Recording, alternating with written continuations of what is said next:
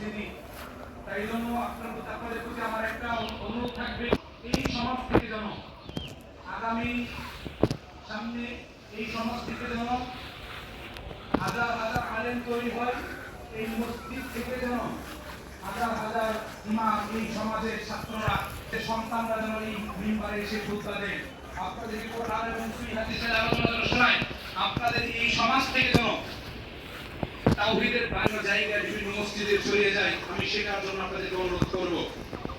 নিয়ত করে ফেলুন, আপনাদের হচ্ছে এই মাদ্রাসা যেন আপনাদের এলাকার সন্তানদের মাধ্যমে যেন উদ্বোধন হয়, এই মাদ্রাসা যেন আপনাদের সন্তানদের মাধ্যমে পরিচালনা হয়, এটা নিয়ত করবেন।